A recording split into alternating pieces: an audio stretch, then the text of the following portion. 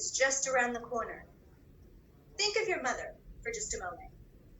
Was she a source of love and support for you? Did she bake you cookies and read you bedtime stories? My mother was different.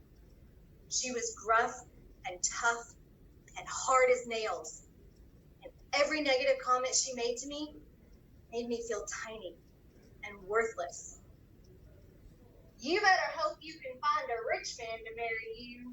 Lord knows you're not smart enough to make it out there on your own. When we get told something enough times, we start to believe it. She said things like this to me so many times that her voice became my inner voice. I believed that I had to become someone else in order to get a man to love me. This had me doing some pretty out of character things. Things like learning to put shingles on a roof, getting greasy, working on a car. I even learned how to ride a mechanical bull. Thank God we broke up before I got to the live bull. This was no different in my most recent relationship. He was an avid cyclist, and he wanted me to ride bikes with him. I do well enough on my own 2 feet just walking, so adding wheels and speed was terrifying for me. But I did it because I wanted him to love me. In the beginning of the relationship, he had his best foot forward.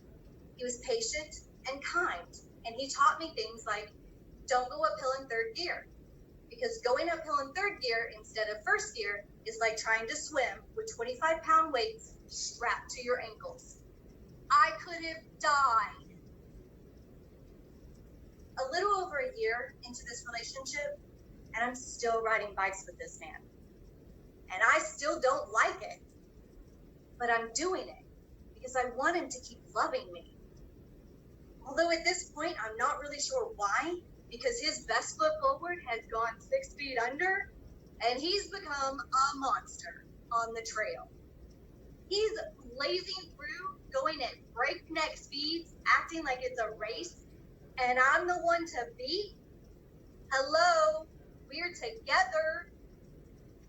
I'm doing my best to keep up with him.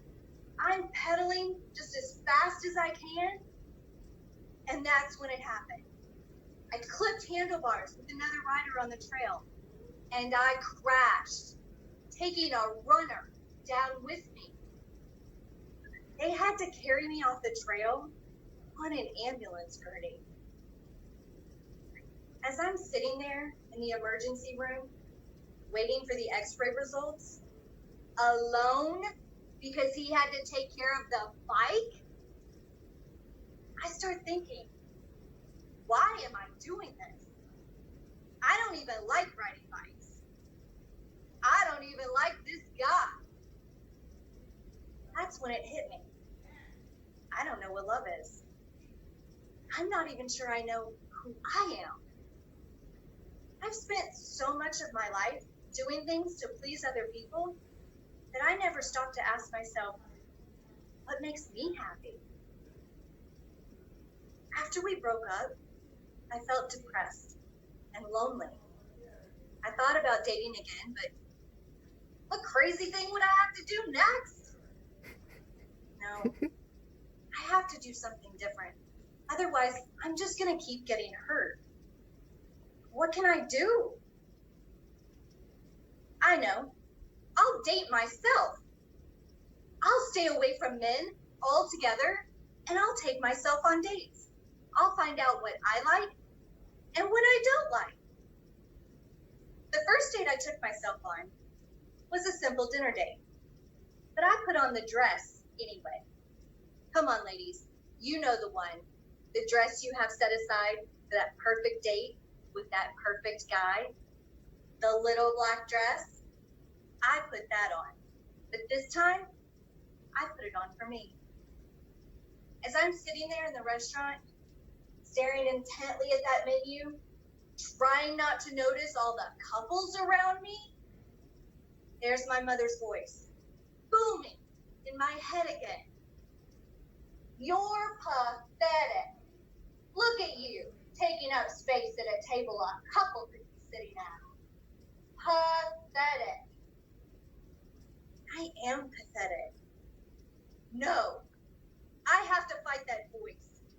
I have to tell myself that I'm beautiful. I have to tell myself that I'm smart. I have to tell myself that I am worthy of taking up space here, in this universe, on this planet, in this country, state, city, right here, right now, in this moment. I am worthy. Would you like to see the desserts? That was all in my head, right? Ladies and gentlemen, that was the first time the voice in my head changed. It became my voice. That was the moment that I realized I had the power to change everything. It got easier, venturing out on my own as I began to take myself to musicals, plays, concerts, things I wanted to do. I discovered that I liked trying new things, even if I decided I didn't want to do them again. I learned that love, the love that I was looking for, lived inside me the whole time. I got stronger and steadier standing on my own in this world. I found myself by dating myself. And now, if anyone tries to tell me that I'm not good enough for them to love me, I just look at them, smile, and say, you can go love yourself.